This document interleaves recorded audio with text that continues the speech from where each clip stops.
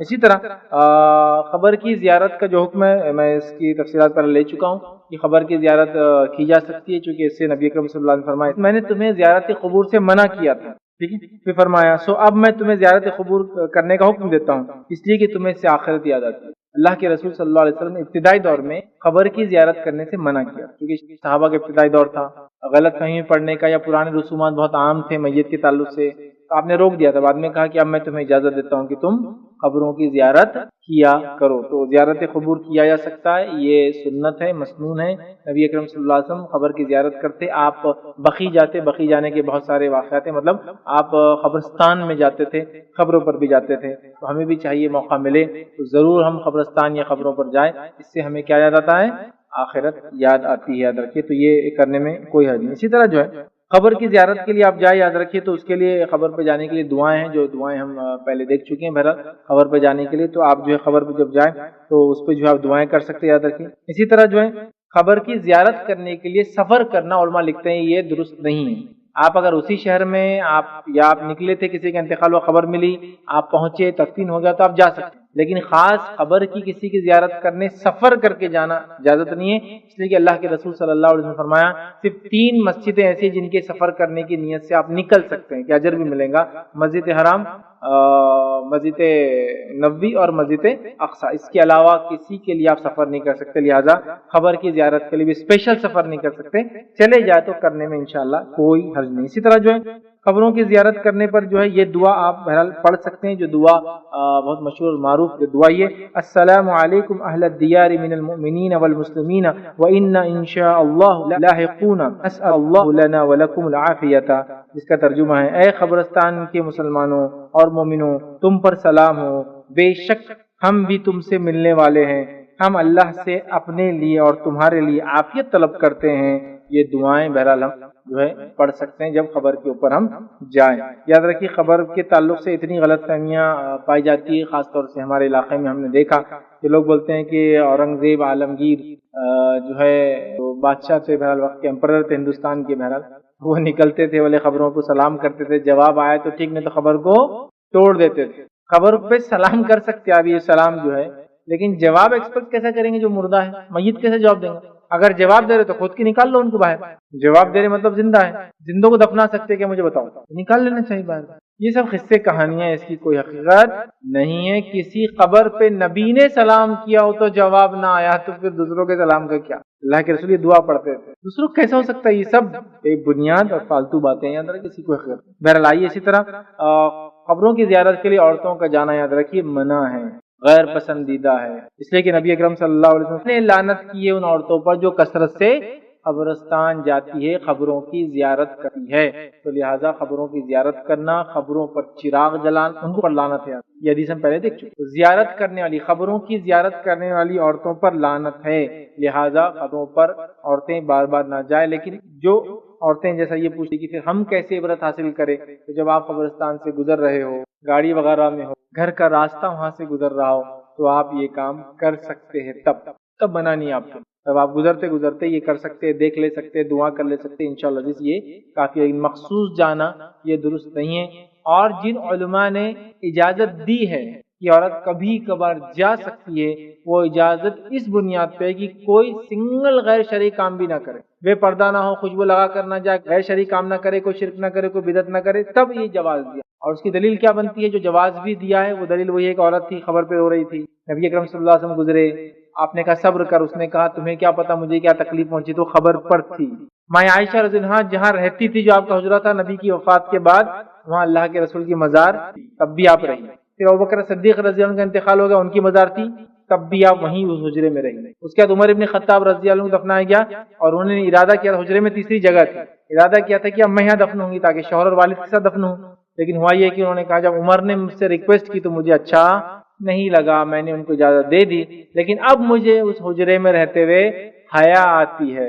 حیا آتی اس لیے کہ ظاہر سی بات ہے کپڑے وغیرہ بدلتی تھی، روم تھا نا ان کا، تو اب عمر بھی ہیں، تب مجھے حیا آتی عمر کی خبر کی وجہ سے۔ لیکن اس سے کچھ لوگ غلط معنی نکالتے ہیں، بہت ہی گھٹیا اور غلط معنی ہے، وہ کہتے ہیں کہ خبر والوں کو عورتیں ننگی دکھتی، اس لیے عورتوں نے خبروں پہ نہیں جانا چاہیے، یہ آپ نے سنا ہوگا بار بار۔ خبر پہ عورت نہیں جانا بولے اس لیے کہ خبر والوں کو عورتیں ننگی دکھتی، نعوذ باللہ، یہ بہت ہی گھٹیا بات ہے. کیسا ہونا سب فالتو باتیں. زندگی میں جب کسی کو اسکینر لگا، مطلب اس کو دکھتا نہیں تھا کوئی عورت ننگی، تو ظاہر سی بات ہے بعد میں کون سے اس کے اسکینرز لگے کہ اس کو اسکین کر کے دیکھ لے رہا کون کیسا. بہت ہی گھٹیا. لیکن یہ بات کامن ہے یاد ہے. بہت سارے لوگ بولے خبروں پہ نہیں جانا عورتوں نے، وہ اس وجہ سے نہیں بولتے کہ شرن منع ہے، وہ اس وجہ سے بولتے کہ ان کے بدعقیدگیاں ہوتی. بہت عجیب عجیب، میں کہہ رہا ہوں اتنی بدعقیدگیاں لوگوں کے پاس جس کی کوئی انتہا نہیں. رمضان نے بولے خبروں کی زیادہ، قبرستان کی زیارت نہیں کرنا. کیوں؟ خبر والے بولے عبادت میں مصروف ہے. یار عبادت کر دو، باہر نکال لو اس کو بھیا، ہمارے ساتھ رہ کے عبادت کرے. اندر کا کو اکیلا اکیلا کر رہا. عبادت کون کرتے ہیں؟ جو زندہ ہوتے ہیں. میت پہ نہیں یہ سب احکام. بولے نہیں، بولے وہ بولے قبرستان نہیں جانا. رمضان نے بولے وہ کیا ہے، میت روزہ وغیرہ رکھتی، فلاں کرتی، پھر افطار وغیرہ بھی ہوتا ان کا فلاں. اور یہ سب بدعقیدگی کہاں سے پھیلی معلوم ہے کو؟ آپ کو بتاؤں میں کہاں سے پھیلی. ہمارے پاس ایک زمانہ تھا، آپ نے وہ نوٹ دیکھا ہوگا وہ زمانہ آپ لوگ، کہ جب حاتم تائی آتی تھی تو عورتیں وضو وغیرہ کر کے پلو ڈال کے بیٹھتی تھی. حاتم تائی دیکھتے مجھے اچھے سے یاد ہے. فلم آتی تھی نا یا کبھی VCR لاتے تو پہلے احتراماً پہلے حاتم تائی وغیرہ دیکھ کے پھر اپنا جو دیکھنا وہ دیکھتے. حاتم تائی لگا دی. حاتم تائی جاتے کہ قبرستان میں سے، مغرب کا ٹائم رہتا، سب کو کھانے اترتے آسمان پہ. ایک بڈھے بابا بیٹھے ہوئے رہتے وہاں، ان کو خون اور پیپ اترتا. حاتم تائی بڑے پریشان ہوتے، کیا ہوا؟ تو بولتے زندگی میں گناہ ہوا تھا. پھر حاتم تائی جا کے اس کو ریکٹیفائی کرتا، صحیح کر دیتے اس مسئلے کو، تو ان کو بھی نیکسٹ ڈے سے مغرب میں کھانا آنا چالو. اس لیے یہاں پر لوگ بولتے مغرب کے ٹائم پہ کھانا نہیں کھانا، نہیں تو بیچارے مردے کو کھانا نہیں ملتا. نبی اکرم صلی اللہ علیہ وسلم کی واضح حدیث آپ نے فرمایا کوئی شخص مغرب کے لیے آئے اور اگر بھوکا ہو تو پہلے کھانا کھائے، اور کھانا کھا رہا تو کھانا ختم کر کے نماز کو آئے. اور ہم بول رہے نہیں کھانا نہیں کھانا کیا ہوتا؟ اردو کھانا نہیں ملتا. مغرب کے ٹائم پہ دیکھیے گھروں میں کیا لگایا جاتا. آج کل تو نہیں ہوتا لیکن مجھے اچھے سے یاد ہے، اگربتی لگتی تھی مغرب کے ٹائم پہ. چالو کر دو اگربتی لگاؤ. امی کی روح آ رہی ہوں گی، ابھی ابا کی روح آ رہی ہوں گی تو ابا کی پسند کی اگربتی لگاؤ. یہ سب بدعقیدگیاں تھی بھائی. میں کہہ رہا ہوں نا، میت کے مغفرت اور رحم کی دعا سے زیادہ میت سے خوف کھاتے تھے ہم لوگ. آج بھی قبرستان سے گزرنا معمولی بات نہیں ہے نا. لوہے کا جگر لگتا ہے اس کو گزرنے کے لیے، لوہے کا مذاق نہیں ہے. لوہے کا جگر رہا تو گزر سکتے ہیں قبرستان سے. کیونکہ میں نے کہا نا میت کو دعا دینا ہے اللہ تمہاری مغفرت کرے، تم پہ رحم کرے. ہم بولے تم چٹکو مت، لپٹو مت، ہم کو بس یہ تمہارا بڑا ہم پہ احسان رہیں گا. لپٹ جاتے چپک جاتے نا. مطلب میت پہ رحم کی دعا، ان کی مغفرت کی دعا سے زیادہ ان سے خوف کھاتے ہم لوگ. جبکہ وہ بیچارے کچھ نہیں کر سکتے. اگر کچھ کر سکتے تو اپنے آپ کو مرنے نہیں دیتے. سب سے پہلے کچھ کر سکتے تو سب سے پہلے اپنے آپ کو مرنے دیتے. دوسروں کو لپٹ کے تکلیف دے سکتے تو خود وہ اپنی زندگی میں جو ہے زندہ رہنے کی کوشش کرتے تھے. سمجھو نا آپ بات کہاں سے لائے. یہ فلموں کا، یہ وہ ڈراؤنی فلمیں، ہندوستان کی تم گھٹیا قسم کی ڈراؤنی جو فلمیں رہتی نا، وہ فلموں کا یہ اثر ہے کہ میت اور روح اور وہ آ جا رہی، آدھی رات کو یہ ہو رہا، قبرستان سے گزرے تو کتے رو رہے اور فلاں ہو رہا، یہ ہو رہا فلاں. ارے وہ تو مغفرت کے محتاج. حدیث میں تو کیسے الفاظ سنیے آپ. حدیث میں الفاظ ہے میت خبر کے اندر انتظار کرتی ہے کہ زندہ کوئی اس کے لیے دعا کرے، ویسے ہی جیسے ڈوبتے کو تنکے کا سہارا. ڈوبتا آدمی تنکا بھی ملا تو پکڑ لیتا بچنے، ویسا انتظار کرتی ہے کوئی دوست، رشتہ دار، کوئی عام مسلمان گزرتے ہوئے یہ یاد کر کے کر دے اللہ سارے مسلمانوں کو مغفرت، تو وہ انتظار کرتے کچھ آئیں گا. یہ دے سکتے آپ. تو وہ بیچارے لینے کو بیٹھے ہیں، چپکنے کو نہیں بیٹھے ہیں، آنے کو نہیں بیٹھے، کھانے کو نہیں بیٹھے، کچھ نہیں. اگر وہ کھا سکتے، کچھ کر سکتے، طاقت ہوتی تو وہ پہلے اپنے آپ کو زندہ رکھتے. نہیں بولے وہ لپٹ کے مار دیتے. تو جب مارنے کی طاقت رکھتے تو زندہ کیوں رکھا اپنے آپ کو؟ کوشچن رائز ہوتا ہے نا. یاد رکھتے یہ فلموں کا اثر یاد رکھے. تو یہ کھانے آتے مغرب کے ٹائم پر، اور عورتیں ان کو جو ہے اندر برہنہ دکھ جاتی، ننگی دکھتی، اس لیے نہیں جانا. اور رمضان کے مہینے میں فلاں ہوتا، وہ شوال کے مہینے میں یہ ہوتا، شعبان کے مہینے میں فلاں ہوتا. لیکن یہ لوگ جو بولنے والے ان کو شرم جب نہیں آتی، جب بولتے وہ ڈسٹرب نہیں کو ڈسٹرب ہوتا، باہر کچھ ہوا تو ہوتا، رمضان میں گئے تو ان کو ڈسٹرب ہوتا. جب یہ 2-2 4-4 5-5 دن کے عرس رکھ کے ڈھول بجاتے ہیں جب ڈسٹرب نہیں ہوتا ان کو. نہیں بھی زہر کا ٹائم انہوں عبادت کر رہے ہیں، رک جاؤ ذرا آپ بجاؤ. جب تو پورا 3-4 دن تماشے چالو ہے، جھولے لگے ہوئے، فلاں ہے، رش ہے، شور رغول، تب ان کو ڈسٹرب نہیں ہوتا. احمقانہ باتیں بہرحال.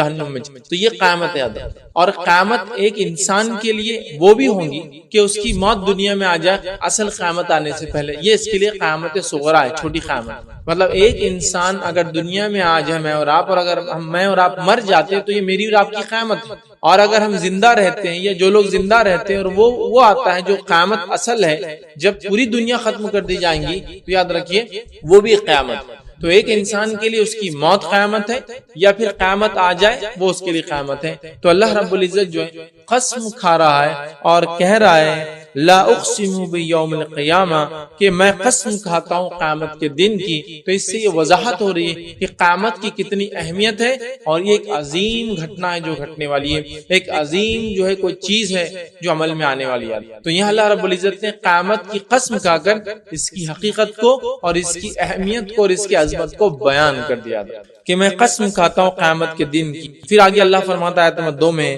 وَلَا أُقْسِمُ بِنَفْسِ اللَّوَّامَةِ، اللہ فرماتا اور کہتا ہے اور قسم کھاتا ہوں اس نفس کی جو ملامت کرنے والا ہو۔ پھر اللہ نے دوسری قسم کھائی اس نفس کی، یاد رکھیے، جس نفس کو لوامہ کہتے ہیں، اور اللہ فرما رہا ہے اور میں قسم کھاتا ہوں اس نفس کی جو ملامت کرنے والا ہے۔ مطلب وہ نفس جو جس کو ہم کہیں گے جو لوامہ ہے، اس نفس کی خصوصیت یہ ہے کہ یہ اچھے اعمال پر بھی ملامت کرتا ہے اور برے اعمال پہ بھی ملامت کرتا ہے۔ اچھے اعمال پہ یوں ملامت کرتا ہے یہ نفس، یا یہ نفس یوں کہتی ہے کہ یہ بہت کم ہے اور کر اور آگے بڑھ، اور برے اعمال پہ یہ لوامہ کیا کرتی ہے، آپ کو تنقید کرتی ہے، آپ کو روکنے کی کوشش کرتی ہے، کہتی ہے یہ برا ہے، اس کو مت کر، اس سے رک جا۔ تو یہ نفس لوامہ ایک ایسی نفس ہے جو انسان کو ملامت کرتی ہے دونوں ہی اعمال پر۔ نیکی کے عمل میں اس لیے ملامت کرتی ہے کہ اور آگے بڑھ اور آگے بڑھ، کہ ابھی فرائض کا اہتمام ہو گیا تو مؤکدہ کا اہتمام ہو، سنن کا اہتمام ہو، نوافل کا اہتمام ہو، تو وہ اور نفس کو آگے لے جاتی ہے ملامت کر کے کہ اور آگے کچھ بھی نہیں ہے عمل۔ اور جب انسان کوئی گناہ کرتا ہے، معصیت کا کام کرتا ہے، تو یہ نفس اس کو بولتی ہے یہ غلط ہے، اس سے رک جا، یہ نقصان دینے والی ہے تجھے دنیا میں، یہ نقصان دینے والی آخرت۔ تو اللہ تعالیٰ اس نفس کی بھی جو ہے قسم کھا رہا ہے، یاد رکھیں۔ انسان کے نفس کے تعلق سے قرآن نے الگ الگ باتیں بیان کی، بہرحال وقت نہیں ورنہ ہم اس میں تفصیل میں جاتے، لیکن یہ لفظ جو ہے لوامہ جو ہے، یہ وہ نفس ہے جو ایک مومن کو نیکی کے بعد مطمئن نہیں ہونے دیتی اور نیکی کی طرف ابھارتی ہے، اور گناہ کے بعد ٹوکتی ہے اور روکتی ہے کہ یہ غلط عمل ہے، یاد رکھیے۔ تو اللہ نے اس نفس کی بھی جو ہے قسم کھائی ہے۔ پھر آگے اللہ نے بیان کیا آیت نمبر 3 میں اَيَحْسَبُ الْإِنسَانُ أَن لَّن نَّجْمَعَ عِظَامَهُ، اللہ فرماتا اور کہتا ہے کہ کیا انسان یہ خیال کرتا ہے کہ ہم اس کی ہڈیاں جمع کریں گے ہی نہیں۔ مطلب یہاں دیکھیے انسان کی کیفیت اللہ بیان کر رہا ہے، کیا انسان یہ خیال کرتا ہے کہ ہم اس کی ہڈیاں جمع کریں گے ہی نہیں، مطلب یہ واپس اٹھائے جانے والا نہیں ہے۔ دیکھیے قیامت کا اصل کانسیپٹ یہی ہے کہ ہم جو کچھ دنیا میں کریں گے، جیسے بھی ہم چلے جائیں گے، ایک روز اٹھنا ہے اور حساب و کتاب ہونا ہے۔ جب انسان حساب اور کتاب کی سوچتا ہے تو اس کے عمل بدل جاتے ہیں، اور آخرت پر ایمان، جس میں قیامت پر ایمان بھی شامل ہے، یہ ایمان کا بڑا اہم حصہ، یاد رکھیے، دوبارہ اٹھائے جانے پر ایمان۔ تو اللہ یہاں فرما رہا کہہ رہا ہے اَيَحْسَبُ الْإِنسَانُ، کیا انسان یہ سوچ بیٹھا ہے کہ ہم اس کی ہڈیوں کو واپس نہیں جمع کریں گے۔ اب دیکھیے ہڈیوں کی بات کیوں کی جا رہی ہے، ٹھیک ہے، اور جمع کرنے کی بات کیوں کی جا رہی ہے کہ ہڈی وہ ایسا اعضا ہے انسانی جسم میں جس کے اطراف میں مکمل ڈھانچہ جسم کا کھڑا ہوتا ہے۔ دوسرا یہ وہ جز ہے انسانی جسم کا جو اس کے مرنے کے بعد ہی موجود ہوتا ہے۔ آپ دیکھیں کسی کی خبر غلطی سے کھود دی جائے، یا کوئی پہلے سے مدفون تھا، دفنا ہوا تھا، کوئی غلطی سے کھود لے تو کیا نکلتا ہے اندر سے؟ آپ کو بال نہیں ملیں گے، کچھ حد تک بال بھی ہوتے ہیں، کبھی ہر بار نہیں ملیں گے، لیکن ہڈیاں تو آپ کو ضرور ملیں، چاہے آپ کو سر کی شکل میں ہڈیاں مل جائیں گی، ہاتھوں کی شکل میں مل جائیں گی، جسم کی بڑی بڑی ہڈیاں جو ہاتھ میں ہوتی ہے، پیروں میں ہوتی ہے، یہ آپ کو صحیح سلامت مل جائیں گی۔ تو یہ ایک ایسی چیز ہے جو صحیح سلامت ہوتی ہے، اور سائنسی اعتبار سے سائنس تو اب یہ بھی دعویٰ کرنے لگی ہے کہ اگر ہمیں ہڈیاں مل جاتی ہے اور ان ہڈیوں سے ہم جو مادہ ہمیں چاہیے اگر وہ نکال پاتے ہیں مکمل طور سے، تو ہم کمپلیٹلی ایک جانور کا یا ایک انسان کا ریکنسٹرکشن کر سکتے ہیں۔ یہ دعوے کی جا رہے ہیں ان دا سینس، اس معنی میں کہ اس کا مادہ لے کر اس جیسا انسان پیدا کرنے کی کوشش کی جا سکتی، سمجھ رہے آپ، کلون جس کو کہتے ہیں، تو وہ دعویٰ کر رہے ہیں انسان۔ تو اللہ کہہ رہا ہے کیا یہ سمجھتے ہیں، کیا انسان یہ خیال کرتا ہے کہ ہم اس کی ہڈیوں کو جمع نہیں کریں گے، مطلب ہم اس کو دوبارہ نہیں اٹھا سکتے؟ اور مشرکین مکہ کا اور جو انکار کرتے ہیں حق کو نہیں مانتے ان کا یہی دعویٰ تھا کہ کیسے ہوں گے ہم اٹھائے جائیں گے, ہم تو مٹی بن جاتے ہیں, ہڈیاں صرف بچتی. تو اللہ کہہ رہا ہے کیا ان کو شک ہے اس معاملے میں کہ اللہ تعالیٰ ان کو کبھی جمع نہیں کرے گا؟ آگے دیکھیے اللہ کیا فرماتے, کہہ رہا بلا قادرین علی ان نسوی بنانا. اللہ فرماتا ہے کہتا ہے بلا قادرین, ہم تو اس چیز پر بھی قدرت رکھتے ہیں, علی ان نسوی بنانا. اللہ فرماتا ہے ہم تو اس چیز پر بھی قادر رکھتے ہیں کہ اس کے پور کو تک درست جمع کر لے. اب دیکھیے انسانی جسم میں ہڈیاں مختلف قسم کی ہوتی ہیں, کچھ ہڈیاں بڑی مضبوط ہوتی ہے, کچھ ہڈیاں بڑی نازک ہوتی ہیں. جیسا کہ انسانی جسم میں اس کے سر کی ہڈی بہت مضبوط ہڈیوں میں سے ایک ہڈی یاد رکھیں جو دماغ کو پروٹیکٹ کرتی ہے. اس کے بعد تھائی جو ہوتی ہے, تھائیز ہمارے جو ہوتی ہے اس کی جو ہڈیاں ہوتی ہے یاد رکھیں, جس کو ہم ران کہیں گے, مانڈی, وہ بہت مضبوط ہوتی ہے, اتنی مضبوط ہوتی ہے کہ 1, 1.5 یا 2 ٹن تک پریشر برداشت کرتی ہے. جب آدمی گرتا ہے کودتا ہے اتنا پریشر برداشت کرنے کی طاقت رکھتی ہے نا. تو یہ تو مضبوط والی ہے, لیکن اللہ فرما رہا ہے کہ ہم اس کو دوبارہ جمع کریں گے. اور ہڈیوں کا جو سب سے چھوٹا حصہ ہے پور جو ہوتا ہے نا, آپ نے کبھی اگر انسانی ڈھانچہ دیکھا ہو تو ہاتھ کی ہڈیوں میں پور کہتے ہیں, یہ جو ناخن اور اس کے مطلب سب سے اوپر والا جو حصہ ہے نا اس کی ہڈی ہوتی ہے. یہ بہت چھوٹی ہوتی ہے, آپ دیکھیں گے انگلیوں میں بھی یہ موٹی ہوتی ہے, یہ تھوڑی پتلی, اور یہ سب سے پتلا حصہ ہوتا ہے. تو اللہ بیان کر ہم تو پور مطلب مکمل طور سے ایک ایک ہڈی جو سب سے چھوٹی ہڈیاں ہیں ان کو جمع کرنے پر بھی قدرت رکھتے ہیں. تو اللہ فرماتا ہے ضرور کریں گے, ہم تو قادر ہیں کہ اس کی پور تک درست کر دیں. آگے فرما رکھا ہے نمبر 5 میں بل یرید الانسان لیفجر امامہ. اللہ فرماتا کہتا ہے بلکہ انسان تو چاہتا ہے کہ آگے آگے نافرمانیاں کرتا جائے. مطلب انسان کا مزاج اور فطرت تو یہ ہے کہ وہ نافرمانیاں کرنا چاہتا ہے, اس کا رب جو حکم دیتا ہے اس کے خلاف ورزی کرنا چاہتا ہے, رب جو چاہتا ہے اس کے اگینسٹ جانا چاہتا ہے. سبحان اللہ, ہم لوگوں کو اگر ہم اپنی فطرت کو دیکھیں تو ہماری فطرت ہمیں اسی کا حکم دیتی ہے کہ ہم نافرمانیاں اللہ کو ناراض کریں, ٹھیک, ایسے اعمال کرے جن اعمال سے ہمارا رب ناراض ہوتا ہے, راضی نہیں ہوتا ہے. یاد رکھیے تو اللہ فرما رہا ہے کہ انسان تو چاہتا ہے کہ آگے آگے نافرمانیاں کرتا چلے جائے, جبکہ کرنا کیا ہے, ہم کو فرمانبرداری کرنا ہے, نیکی کرنا ہے, اچھائی کی طرف بڑھنا ہے, جو اللہ نے حکم دیا, جو اس کے رسول نے حکم دیا ہے کہ اس کے اوپر چلنا ہے. لیکن انسان یہ کرتا ہے کہ آگے نافرمانیاں بھیجتا ہے. اللہ آگے فرما رہا ہے آیت نمبر 6 کے اندر فرماتا ہے یسأل ایانا یوم القیامہ. اللہ کہتا فرماتا ہے یسألو ایانا یوم القیامہ. اللہ فرماتا ہے پوچھتا ہے کہ قیامت کا دن کب آئے گا. مطلب مشرکین مکہ کی کیفیت یہی تھی کہ وہ آگے نیکیاں نہیں کر رہے ہیں, گناہ کرتے ہوئے آگے بڑھ رہے ہیں, اور جب نبی اکرم صلی اللہ علیہ وسلم دعوت دے رہے ہیں تو وہ سوال کر رہے ہیں قیامت کب آئیں گی آخر. مطلب سوال کیا جا رہا ہے, پوچھتے ہیں کہ قیامت کا دن آخر کب آئیں گا. ٹھیک ہے, کبھی تو مشرکین یہ دعویٰ کرتے کہ لاتے کیوں نہیں ہو جس چیز کا وعدہ کیا جاتا ہے. قوم نوح نے اس چیز کا دعویٰ کیا, عاد اور سمود نے صالح علیہ السلام اور ہود علیہ السلام سے دعویٰ کیا, لاؤ وہ پھر جس کا تم دعویٰ کرتے ہو.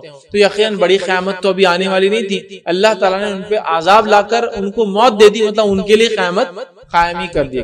تو اللہ فرما رہا ہے پوچھتا ہے کہ قیامت کب قائم ہوں گی. تو اللہ فرماتا ہے, جواب دیتا ہے اس کے بعد والی آیت نمبر 7 میں فَإِذَا بَرِقَ الْبَصَرُ. اللہ فرماتا ہے کہتا ہے بس جس وقت کی آنکھیں پتھرا جائیں گی, آنکھیں پتھرا جائیں گی. اب آنکھوں کا پتھرانا کسے کہتے معلوم آپ کو, جب کسی بڑے گھٹنا یا واقعے کو دیکھ کر آدمی سکتے میں آ جاتا ہے اور آنکھوں کی کیفیت مختلف ہو جاتی ہے. سمجھے آپ, آنکھیں بھی مختلف کیفیت میں ہوتی. دیکھیے کہ انسان ہے, آپ کو سیدھے نہیں دیکھ رہا اور کہیں تو بھی پیچھے دیکھ رہا ہے, تو آپ جب ہی سمجھ جاتے ہیں اور اس آنکھوں کے سامنے آپ اس کے ویژن کو کٹ کرنے کرتے, بھائی میرے طرف دیکھو, ہے نا.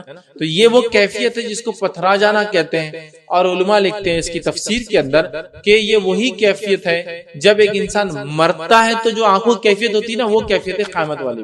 آنکھوں کا پتھرا جانا مطلب ایک ایسے ایونٹ کو, ایسی چیز کو وہ دیکھیں گے جس کو دیکھ کر ان کے امیوزمنٹ, جس کو کہیں گے جس کو دیکھ کر ان کے ڈر کی, ان کی حیرت کی کوئی لمٹ نہیں رہیں گی, جس سے ان کی آنکھیں اظہار کریں گی کہ ہوتا ہے نا, بہت مال دیکھ لیا تو آپ بول سکتے اس کی آنکھوں سے دیکھو لالچ ٹپک رہی, کسی کی کوئی چیز دیکھ لی جو نعمت ملی اس کی آنکھوں سے آپ کہتے ہیں حسد ٹپک رہی تھی, کسی انسان کو دیکھ کر کوئی عورت کہہ رہی ہے کہ اتنا گندی نظر کا انسان ہے, آنکھیں بتاتی ہیں انسان کے تعلق سے. تو قیامت ایک ایسی چیز ہے, اتنی خطرناک انہونی گھٹنا ہے کہ آنکھیں پتھرا جائیں گی. یہ وہ کیفیت ہے جو موت کے وقت علماء لکھتے ہیں انسان کے ساتھ ہوتی ہے, آتی ہے. آگے اللہ فرماتا اور کہتا ہے آیت نمبر 8 میں، پہلا یہ کہ آنکھیں پتھرا جائیں گی، دوسرا فرمایا وَخَسَفَ الْقَمَرُ، اور چاند بے نور ہو جائیں گا، اور چاند بے نور ہو جائیں گا۔ ویسے تو چاند کو اللہ تعالی ہمیں بتانے کے لیے وقتاً فوقتاً سال کے حصے میں دنیا میں کہیں نہ کہیں بے نور کرتا رہتا ہے، تاکہ ہم دیکھ لیں کہ چاند جو ایک روشنی کا ریفلیکشن دیتا ہے، نور ہے، ٹھیک ہے، منیر ہے اس کی روشنی، تو وہ یاد رکھیے۔ کبھی کبھار ایسا ہوتا ہے لیکن قیامت کے وقت وہ ہمیشہ کے لیے بے نور ہو جائیں گا، جس سے ہم یہ بھی سمجھ سکتے ہیں کہ سورج کی کیفیت کیا ہو جائیں گی، اس لیے کہ ہم جانتے ہیں چاند کی خود کی روشنی نہیں ہوتی ہے، سورج کی روشنی جو ہے چاند پر پڑتی ہے، اور وہ روشنی کو وہ ریفلیکٹ کرتا ہے ہم پر،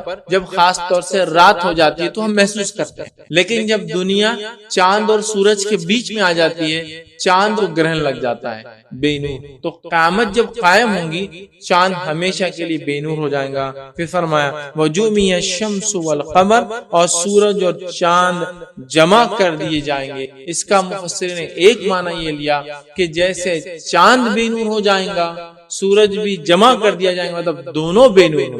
اور ظاہر سی بات ہے سورج کی بے نوری چاند کی بے نوری کا نتیجہ بنتی ہے، چونکہ چاند جو ہے سورج سے آنے والی روشنی کو ریفلیکٹ کرتا ہے۔ تو اللہ نے فرمایا کہ اس دن چاند اپنی روشنی کھو دے گا، اس کی روشنی ختم ہو جائیں گی، ویسی نہیں جیسی ٹیمپرری کبھی کبھار گرہن پہ ہوتی ہے، یہ پرماننٹ وہ اپنی نور کو کھو دیں گا۔ اور اللہ نے فرمایا اور سورج کو بھی ہم جمع کر دیں گے، اللہ وَجُمِعَ الشَّمْسُ وَالْقَمَرُ، اور سورج اور چاند جمع ہو جائیں گے، مطلب جیسا چاند بے نور تھا سورج بھی جمع ہو جائے گا، وہ بھی بے نور ہو جائیں گا۔ آپ اندازہ لگائیے جو سورج ہے جو اتنا بڑا ہے، یاد رکھیے آنکھ کا ایک گولا ہے، اور کتنے بلین ایئر سے سائنسی اعتبار سے بتایا تھا 5 بلین ایئر سے وہ دہک رہا ہے، اور اس کے اندر بہت طاقت ہے، اتنی طاقت ہے کہ اس کے اندر کبھی کبھار آتش فشا جیسے ابلتا ہے نا، تو کچھ آتش فشا پھٹتے ہیں، مطلب وہ ہوتا ہے۔ اور جب ایک چھوٹا موٹا بھی جو ہے ایک آتش فشا اندر پھٹتا ہے تو اس کے اندر جو طاقت اور توانائی ریلیز ہوتی ہے، بتایا جاتا ہے کہ 10,000 ایٹامک بم سے زیادہ ایک وقت میں صرف طاقت ریلیز ہوتی ہے جب اس میں ایک ابال آتا ہے، اتنی طاقت رکھتا ہے، اتنا اس کے اندر جس کو کہیں گے آگ ہے، لیکن یہ بجھ جائے گا، یہ ختم ہو جائیں گا، اس کا رب اس کو حکم دے دے گا، چاند اور سورج جو ہے بے نور ہو جائیں گے، جمع ہو جائیں گے۔ یاد رکھیے آگے اللہ نے فرمایا آیت نمبر 10 میں یقول الانسان یومئذ این المفر، اور انسان جو ہے کہیں گا کہ آج بھاگنے کا ٹھکانہ کہاں ہے، اللہ سے دور میں کیسے ہو سکتا ہوں؟ تو اللہ نے فرمایا اور اس دن انسان کہیں گا آج بھاگنے کی جگہ کہاں ہے، اب فرار ہونے کی جگہ تلاش کریں گے۔ کیوں؟ تو جو انبیاء نے وعدہ کیا تھا، جو کتابوں میں وعدہ اللہ رب العزت نے نازل کیا تھا، انسان نے اس کو نہیں مانا، قیامت کا انکار کیا، اللہ کا انکار کیا، نبی کی تعلیمات کو چھوڑ آیا، نیکی نہیں کی، گناہ کے راستے پہ چلا۔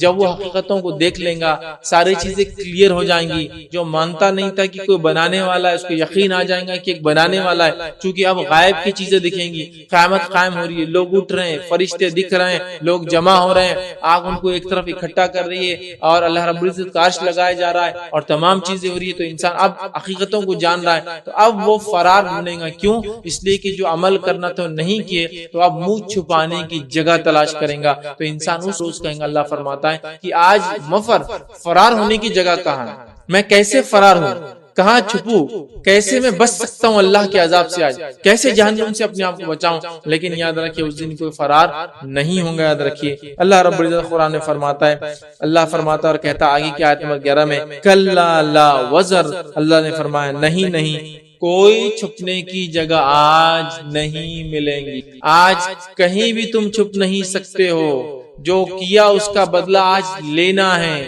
جو تم نے زندگی جیسی گزاری اس کا اب آپ کو بدلہ ملنے والا ہے، ریوارڈ ملنے والا ہے، چاہے وہ اچھا کیا تھا تو اس کو اچھائی کی شکل میں، برا کیا تھا تو اس کو برائی کی شکل میں۔ تو انسان بھاگنے کی بات کر رہا ہے کہ اب میں کیسے بچوں اس عذاب سے، اللہ کہہ رہا ہے فرار کی کوئی جگہ نہیں ہے۔ اور آج کا معاملہ تو یہ ہے کہ تمہیں کوئی پناہ گاہ نہیں ملیں گے اللہ کے مقابلے میں، اور انسان یاد رکھے نہیں چھپ سکتا۔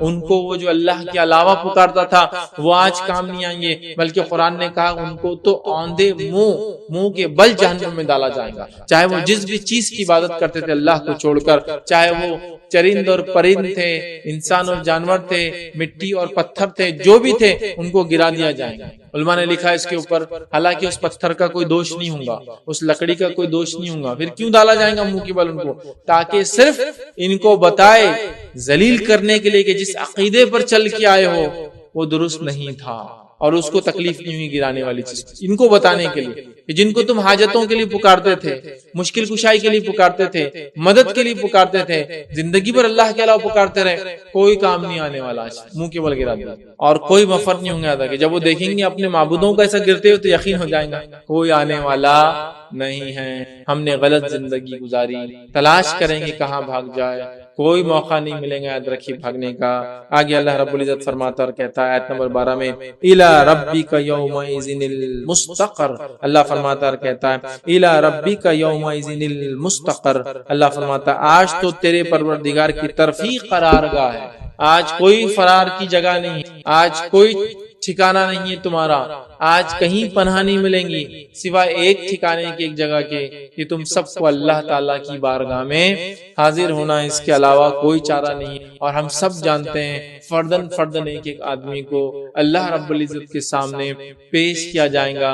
حدیث کے الفاظ ابن آدم کے قدم تب تک نہیں ہٹیں گے جب تک اپنے رب کو 4 سوالات یا 5 سوالات کے جواب نہ دیتے، اور وہ سب کو 1 and 1 مطلب ایک کے بعد ایک جا کے اکیلے جواب دینا ہے۔ تو اللہ نے فرمایا آج تیرے پروردگار کی طرف ہی قرارگاہ ہے، اس کے علاوہ کوئی قرارگاہ نہیں ہوگی۔ يُنَبِّئُ الْإِنسَانُ يَوْمَئِذٍ بِمَا قَدَّمَ وَأَخَّرَ، اللہ فرماتا اور کہتا ہے آج انسان کو اس کے آگے بھیجے ہوئے اور پیچھے چھوڑے ہوئے سے آگاہ کیا جائے گا۔ آج انسان کو اس کے آگے بھیجے ہوئے اور پیچھے چھوڑے ہوئے سے آگاہ کیا جائے گا، کیا اس نے آگے بھیجا اور کیا پیچھے چھوڑ آیا تھا۔ مطلب میں زندگی میں جب رہا تو اپنی زندگی میں نے اعمال کے اعتبار سے کیا آگے بھیجا، اور جب دنیا سے ختم ہوا، آگ بند ہوئی، تو کیا پیچھے چھوڑ آیا۔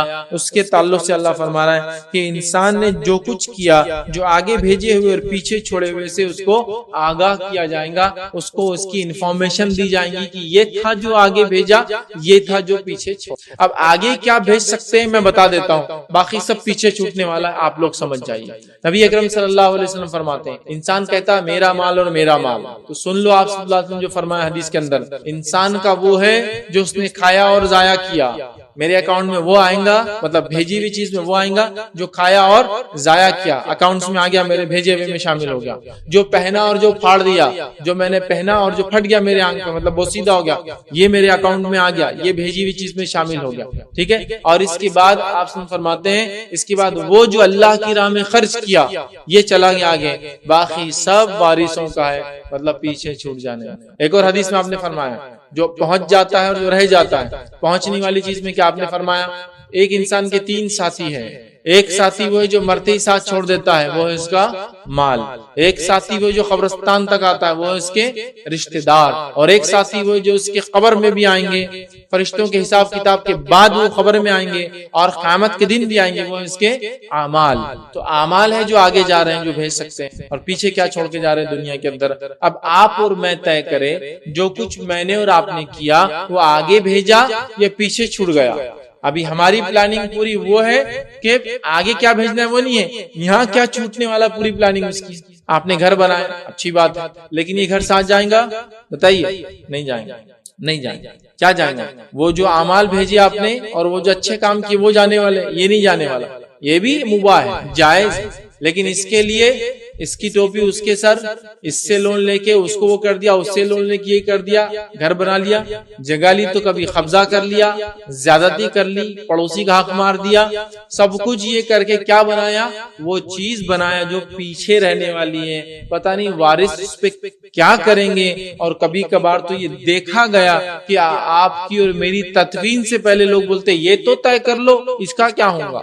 میں نے ایسے دیکھا ہوں واقعہ کہ خاتون کا انتقال ہو گیا اور اس کے بچوں میں ایک بچہ بولتا ہے وہ سب تو ٹھیک ہے، سب ہونے والا ہے، امی کا جو زیور تھا وہ تو میرا ہی چھوں گا، بولے اس لیے کہ بہت خدمت کیا میں نے، باقی میں حصہ ہوں گا، اب یہ زیور پہ نو کلیم، یہ میرا ہوگا۔ تو دیکھیے ابھی انسان کو دفنائے بھی نہیں, اٹھا کے لے کے بھی نہیں گئے, مٹی میں ڈالے بھی نہیں, تو ایشو کھڑا ہو گیا جو چھوڑا تھا وہ کس کا ہوگا. تو آپ سمجھ رہے ہیں نا, میں اور آپ جو دنیا میں جمع کرتے ہیں وارثوں کے لیے کرتے ہیں, یہ آگے پہنچنے والی چیزوں میں سے نہیں ہے. اگر وارث واقع میں تربیت یافتہ ہو اور آپ کے جانے کے بعد بھی صحیح جگہ لگائے تو اللہ ماشاءاللہ یہ تو خیر, لیکن اب لگائے نہ لگائے کون جانتا ہے. اپنے ہاتھوں سے لگا لو جو لگانا ہے, اپنی زندگی میں وہ عمل کر لو جو تم کو کرنا ہے, بعد میں وارثوں کے چکر میں مت جاؤ.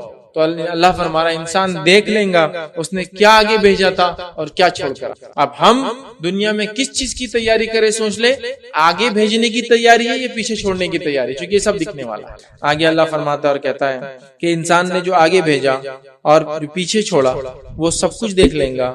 اور اللہ آگے فرماتا ہے اور کہتا ہے جو کہ آیت نمبر جو ہے 14 ہے, بل الانسان علی نفسہ بصیرہ, بلکہ انسان خود اپنے آپ پر حجت ہے. بلکہ اللہ فرما رہا دیکھ لیں گا اور وہ خود اپنے آپ پر حجت ہے, جس کے لیے ہمارے پاس بہت ساری حدیثیں ہیں کہ انسان اپنے آپ پر کیسی حجت بنے گا. حدیث میں الفاظ ہیں جب جہنم کو دیکھیں گا انسان کی زبان جھوٹ بولنے لگے, یہاں تک کہ کافر لوگ انبیاءوں کا انکار کریں گے تو کہیں گے انہوں نے دعوت پہنچائی نہیں کمپلیٹلی. کیا بولیں گے, اے اللہ انہوں نے ہم کو میسج نہیں دیا اسلام. تو اللہ تعالیٰ ان کی زبانوں کو بند کر دے گا, انسان کی زبان بند ہو جائے گی, اور اس کے بعد اللہ تعالیٰ اعضاء کو حکم دیں گا بات کرنے کا, اس کی زبان بات کریں گی, اس کی آنکھیں بات کریں گی, حتیٰ کہ حدیث میں الفاظ ہیں اس کی مانڈی اور ران تک بات کریں گی. حالانکہ سینسز کے اعتبار سے ایک تو فیل آتا ہے ہم کو ہاتھوں سے, کانوں سے سنتے ہیں, آنکھوں سے دیکھتے ہیں, ناک سے سنتے ہیں, منہ سے چکھتے ہیں, یہ سینسز ہے ہمارے جس سے ہم وہ کرتے ہیں. ٹھیک ہے, آنکھ ہے, ناک ہے, اس کے کان ہے, منہ اور ہاتھ ہے, یہ تمام سینس ہے. تو اس کو بولتے 5 سینسز انسان کے, اور 6 سینس بولتے ہیں نا عام طور سے انگلش, مطلب وہ کہ مجھے ایسا لگ رہا ہوں گا, جو کہ یہ سینس ہے نہیں لیکن کچھ ہونے والا ہے. سمجھ رہا, تو 5 یہ سینس ہے. ٹھیک ہے, ان کے علاوہ بھی بات ہوں گی, یہاں تک کہ ران بھی گواہی دے, مانڈی بھی گواہی. تو اللہ فرما رہا ہے انسان خود اپنے اوپر گواہ ہوگا, اپنے اوپر وہ بنے گا, مطلب اس نے دیکھ لیں گا کیا چھوڑایا تھا, کیا بھیجا تھا. اور اللہ فرماتا ہے بلکہ انسان خود اپنے آپ پر حجت بنے گا. آگے فرمایا آیت نمبر 15 میں, وَلَوْ أَلْقَى مَعَاذِيرَهُ, اللہ فرماتا ہے اگرچہ کتنے ہی بہانے پیش کرے, انسان کتنے ہی بہانے پیش کرے وہ خود اپنے آپ پر گواہ بننے والا ہے. تو ہمیں اعمال کے اعتبار سے ایسے اعمال کرنا چاہیے, یاد رکھیے جو اعمال ہمارے حق میں گواہی دیں, ہمارے لیے فائدے مند ہو, ہمارے لیے آخرت میں جنت کا سبب بنے. اور ہر ایسے عمل سے اپنے نفس کو بچانا چاہیے جو جہنم میں انسان کو لے جا سکتی ہے. آگے اللہ رب العزت آیت نمبر 16 میں فرماتا ہے, کہتا لا تحرک به لسانک لتعجل به, اللہ فرماتا ہے اے نبی آپ قرآن کو پڑھنے میں جلدی نہ کرے, اپنی زبان کو جلدی حرکت نہ دیں. یہ واقعہ اس لیے بیان کیا, مفسرین لکھتے ہیں کہ نبی اکرم صلی اللہ علیہ وسلم جب قرآن نازل ہوتا اور جبرائیل علیہ السلام آپ کو سناتے تو نبی اکرم صلی اللہ علیہ وسلم اس در سے کہیں آپ بھول نہ جائے, قرآن کو تھوڑا جلدی پڑھتے, مطلب جبرائیل علیہ السلام سناتے اور آپ فوراً پڑھنا شروع کرتے. تو اللہ رب العزت نے تسلی دی کہ نبی اپنی زبان کو آپ جلدی حرکت نہ دے. ٹھیک ہے, اس کی آپ کو ضرورت نہیں. کیوں, ان علینا جمع و قرآن, اس قرآن کا جمع کرنا اور آپ سے پڑھانا ہماری ذمہ داری ہے. تو آپ بالکل نہ گھبرائے, قرآن کو اطمینان کے ساتھ آپ بعد میں پڑھیں جب ہمارا فرشتہ پورا قرآن نازل کر دیتا ہے, اس لیے کہ آپ ڈریے مت. اس کا جمع کرنا اور پڑھانا یہ ہماری ذمہ داری ہے. اس سے مفسرین یہ بات بھی لکھتے ہیں کہ قرآن کا نبی اکرم صلی اللہ علیہ وسلم کو یاد کرانا اور اس کو پڑھانے سے مراد نبی اکرم صلی اللہ علیہ وسلم کے احکامات کو لوگوں تک کمپلیٹلی پہنچا دے, یہ بھی اللہ کا ذمہ ہے. تو اس کو پڑھانا, جمع کرنا اور پڑھانا ہمارا ذمہ ہے. آگے اللہ نے فرمایا فَإِذَا قَرَأْنَاهُ فَاتَّبِعْ قُرْآنَهُ, پھر جب ہمارا فرشتہ پڑھ لے تو نبی اس کے بعد آپ پڑھے. پہلے نبی اکرم صلی اللہ علیہ وسلم ساتھ پڑھتے تھے, قرآن کا بعد میں پڑھے. اس کے بعد جب بھی جبرائیل علیہ السلام آتے نبی اکرم صلی اللہ علیہ وسلم پورا سنتے اور اس کے بعد آپ ریپیٹ کرتے جو جبرائیل علیہ السلام نے آپ پر نازل کیا ہے, یاد رکھے. پھر آگے اللہ رب العزت نے فرمایا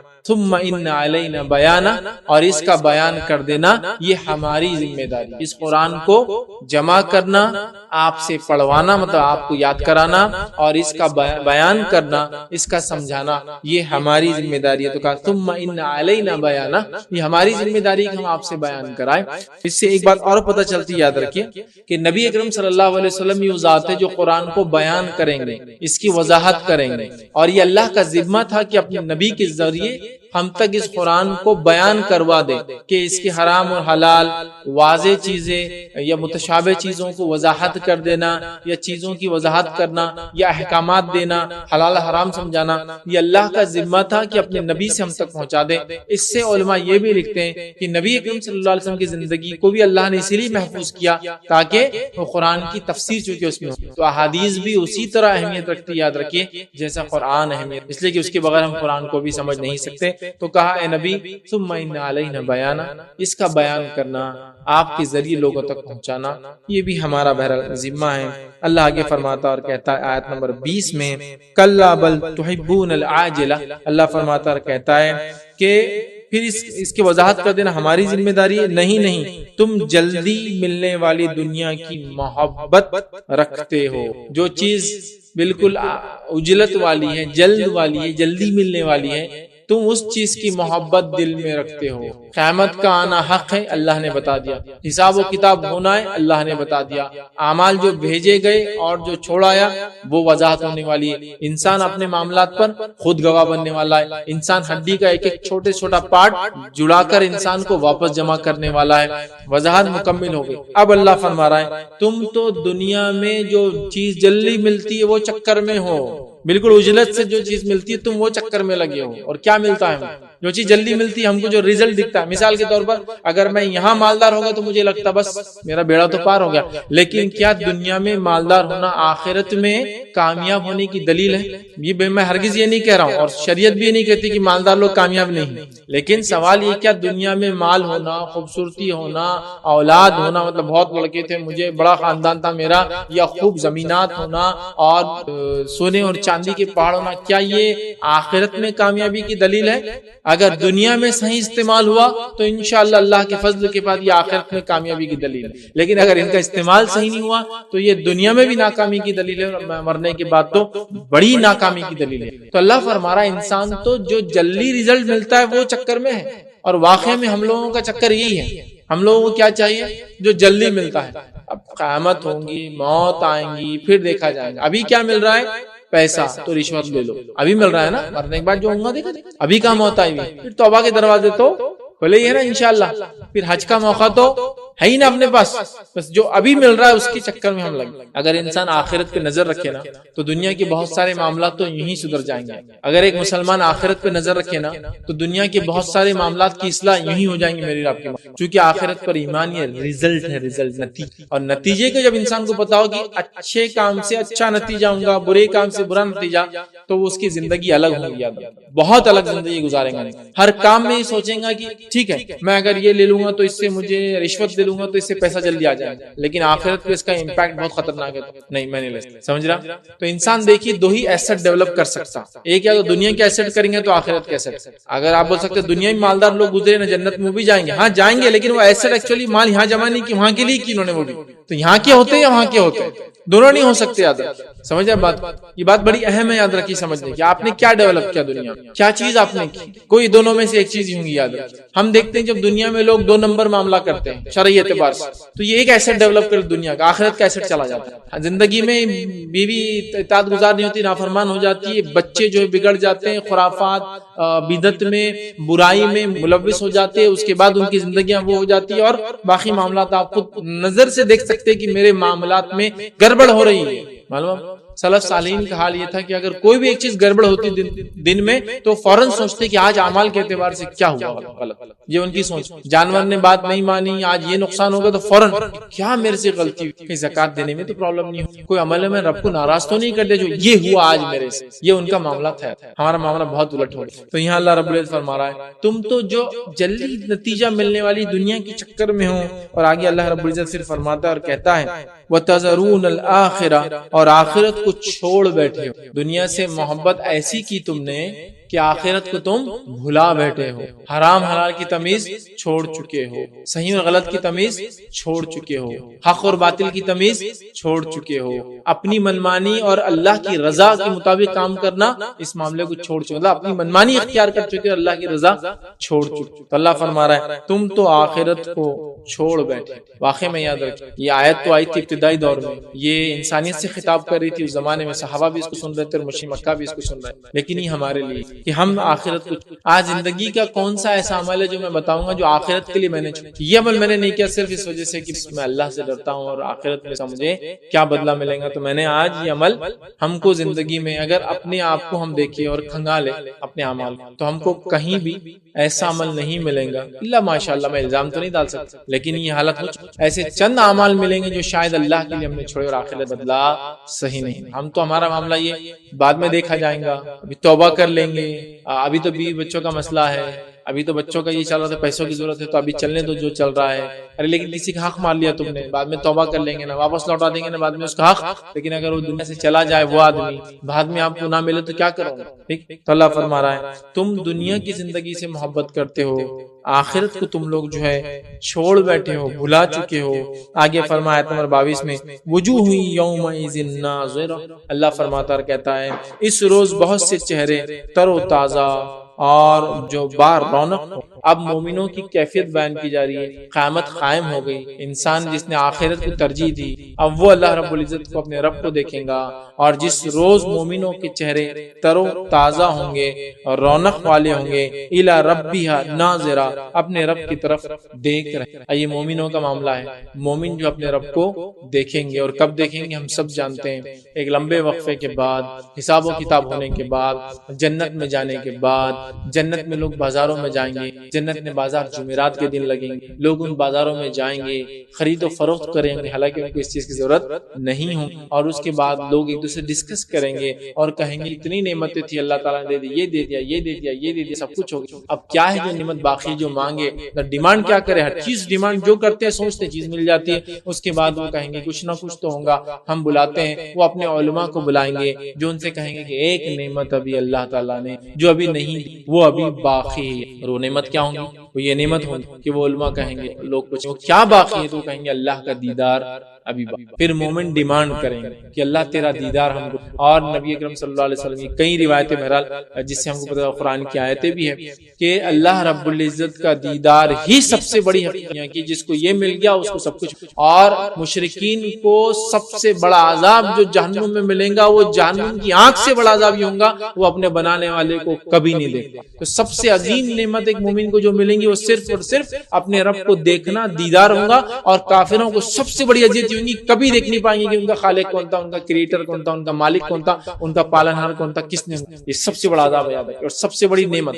تو اللہ کا دیدار سب سے بڑی نعمت ہے جو مومن بھول جائیں گے، چونکہ بڑے خوش ہوں گے، جنت دیکھ لیں گے اور ساری چیزیں ہوں گی، لیکن پھر وہ طے کریں گے، ڈسکس کریں گے کیا باقی مانگنا، کہا جائے گا یہ باقی تھا جو تم نے اب تک نہیں مانگا، اور پھر وہ دیدار کے لیے ڈیمانڈ کریں گے، اللہ رب العزت اپنا دیدار کروائیں گا، اور دیدار میں یاد رکھیے ہم اللہ تعالیٰ کو دیکھیں گے۔ نبی اکرم صلی اللہ علیہ وسلم نے بات بیان کی، صحابہ نے کہا کیا ہم واقعی میں یہ آنکھوں سے، تو کہا یہ آنکھوں سے، مطلب جنت میں وہ پھر سے آئیں گے، ہاں ہم وہ آنکھوں سے اللہ تعالیٰ کو دیکھیں گے، لیکن یاد رکھیے اس کا ادراک تو نہیں کر پائیں گے، لیکن دیکھیں گے۔ حدیث میں الفاظ ہیں، نبی اکرم صلی اللہ علیہ وسلم فرمایا تم ایسے اللہ کو دیکھو گے جیسے 14ویں کے چاند کو دیکھتے ہو، دیکھو گے، لیکن 14ویں کے چاند کو ہم دیکھ سکتے، اس کا ادراک نہیں کر سکتے، ادراک سمجھتے نا، احاطہ نہیں کر سکتے کتنا بڑا ہے چاند، لیکن دیکھ سکتے ہیں، لیکن کتنا بڑا ہے، کتنا چوڑا ہے نا، کیسی، کچھ نہیں کر، لیکن دیکھ تو سکتے ہیں، یہ تو موقع ہے تو دیکھ سکتے ہیں۔ یاد رکھیے دنیا کی آنکھوں سے تو ہم دیکھ ہی نہیں سکتے، یاد رکھیے جب مرنے کے بعد اٹھیں گے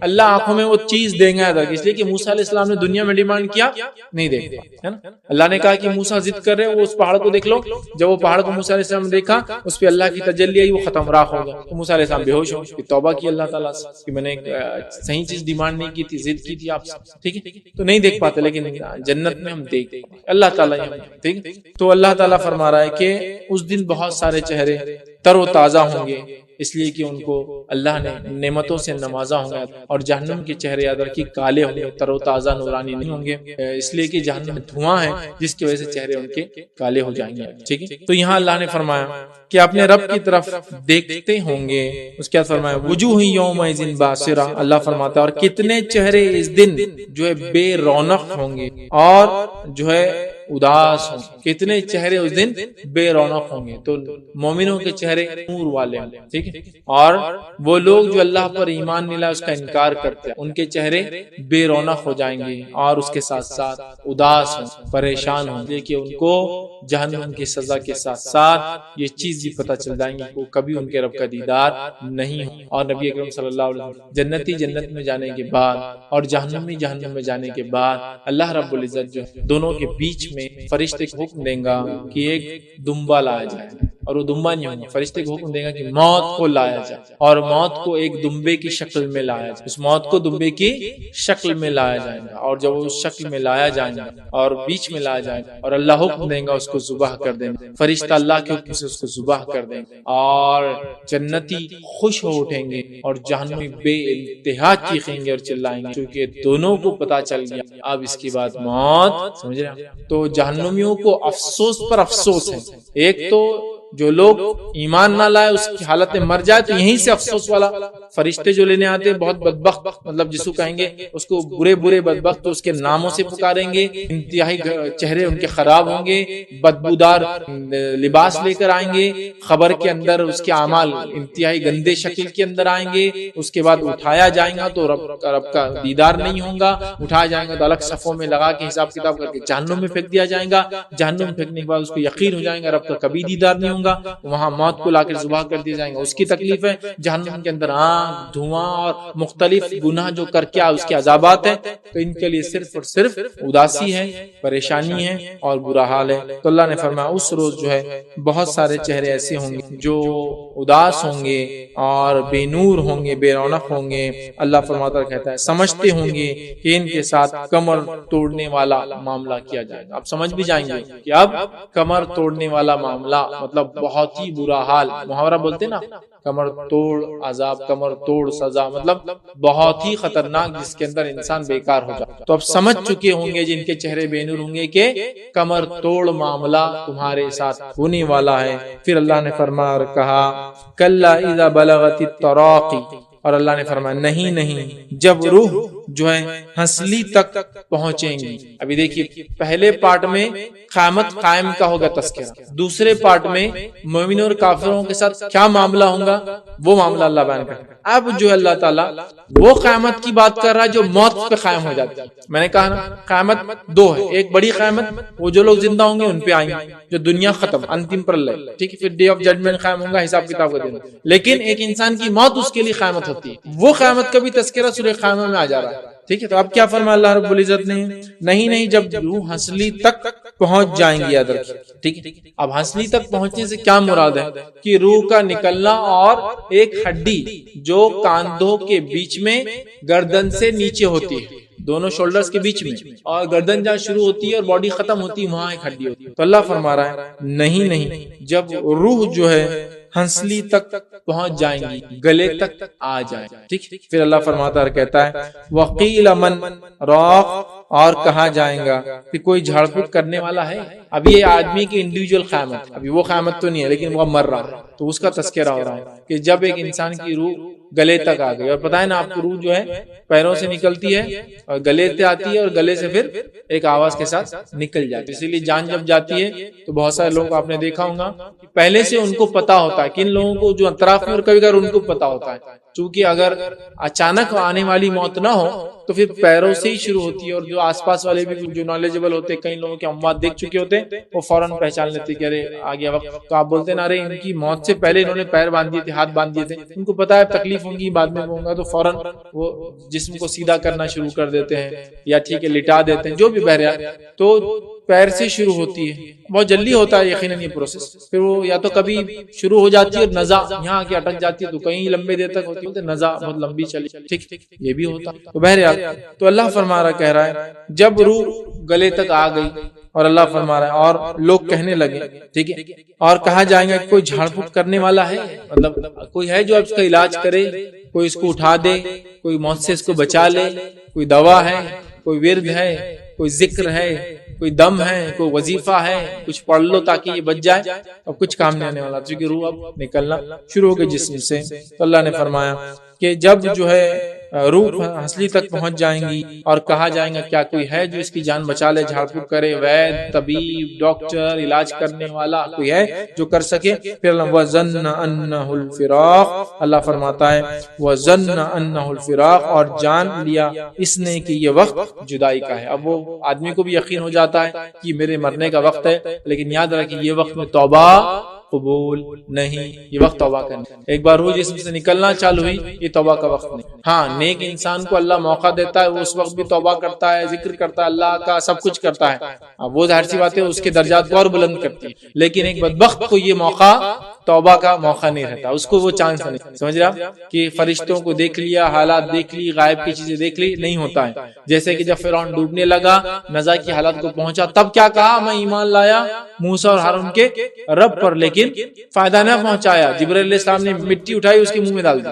اب فائدہ تھا اس سے جب کچھ بھی نہیں ہے، تم نے ساری نشانیاں دیکھی تب تو ایمان نہ لائے. اب موت کا وقت آ گیا، نزا ہے، اب بولتے ایمان لائے موسیٰ اور ہارون کے رب پر. یہی تو دعوت تھی موسیٰ اور ہارون کی کہ ایمان لاؤ ہم پر پوری زندگی. یہی ٹائم پہ ایمان کام نہیں آتا. یہ نزا کی کیفیت، موت سے پہلے کی کیفیت جس میں انسان دیکھ لیتا ہے کچھ علامتوں کو، اب اس کو ایمان لانا فائدہ نہیں ہوتا، اس کو اس کے عمل پہ توبہ فائدہ نہیں ہوتی. لیکن ایک مومن کے لیے ظاہر سی بات ہے یہ ایک اچھی موت کی علامت ہے کہ اللہ کا ذکر کرتے ہوئے، استغفار کرتے ہوئے، توبہ کرتے ہوئے چلا جائے. یہ ایک اس کی فضیلت ہے، لیکن یہ فائدہ دینے والا موقع نہیں ہوتا یاد. تو اب جو ہے اس کی جان جو ہے نکلنے کا وقت آ گیا. لوگ کہہ رہے کوئی ہے بھائی اس کا علاج کر سکتا ہے. اللہ فرماتا ہے اور جان لیا اس نے کہ یہ تو اب جدائی کا وقت ہے، اب جسم کو چھوڑ کر روح کو نکلنا ہے. اللہ فرماتا ہے اور کہتا ہے جدائی ہے. وَتَفَّتِ السَّاقُ بِالسَّاقِ، اور پنڈلیوں سے پنڈلیاں لپٹ جائیں گی، جو کہ اب اس کی روح نکل رہی ہے تو اس کی شدت روح اس کی پنڈلیوں سے شروع ہو کے گلے تک. تو اب وہ بہرحال پنڈلیوں سے پنڈلیاں رگڑ جائیں گی. پھر اللہ نے فرمایا إِلَى رَبِّكَ يَوْمَ الْمَسَاقُ، اور آج جو ہے تیرے پروردگار کی طرف چلنا ہے، تیرے پیدا کرنے والے کی طرف چلنا ہے. کون بولیں گے اس کو؟ فرشتے بولیں گے بھائی آج تو تجھے چلنا ہے، اب کوئی واپس نہیں، کوئی جھاڑ پھوک کام نہیں آئیں گی، کوئی جان پہچان، کوئی وسیلہ، کوئی ایمان، اب کوئی توبہ کام نہیں آ رہی ہے. وقت آ گیا اور اس کو اب نکال کے کہا جائے گا اب چلنے کا وقت بہرحال آ چکا ہے، پھر تیرے رب کی طرف جانا ہے. پھر فرمایا فلا صدق ولا صلی، اللہ نے فرمایا کہا اس نے نہ تو تصدیق کی اور نہ نماز ادا کی. اب دیکھیے اس کا جرم کیا بتایا جا رہا ہے جسے لے جایا جا رہا ہے، اور وہ نیک انسان نہیں تھا. اس کا جرم کیا بتایا جا رہا ہے؟ فلا صدق ولا صلی، اس نے تصدیق بھی نہیں کی انبیاءوں کی. جو انبیاء آئے پچھلی زمانوں میں قوم میں، اور آخری نبی محمد صلی اللہ علیہ وسلم کی مشرکین مکہ تصدیق نہیں کر رہے، اس نے تصدیق بھی نہیں کی کہ یہ اللہ کی کتاب ہے اور یہ محمد صلی اللہ علیہ وسلم کے نبی ہے. تصدیق بھی نہیں کی. ولا صلی، اور نماز بھی قائم نہیں. تو فرد جرم جو آیا دہرائے مرتے ہی ایک انسان پر جو ایمان والا نہیں تھا، وہ یہ ہے کہ پہلے تو نے تصدیق کیوں نہیں کی تھی؟ ایمان کو پہچان کر اس پہ ایمان لایا کیوں نہیں تھا؟ یقین کیوں نہیں کیا تھا وہ انبیاء جو پیغام اور میسج لا رہے ہیں؟ تو پہلا فرض جرم تصدیق کا ہی اس کے اوپر. تو ہمارے لیے بہت ضروری ہے کہ ہم تصدیق کریں اپنے زندگی میں، ستیہ کیا ہے، حق کیا ہے، سچ کیا ہے، اور تصدیق کر کے اس پر ایمان لائے، اس پر چلے. تو پہلا فرض جرم اس پہ تصدیق نہیں کی اس نے. آپ کچھ بہت سارے مسلمان کہہ سکتے ہیں ہم تو ایمان والے ہیں نا.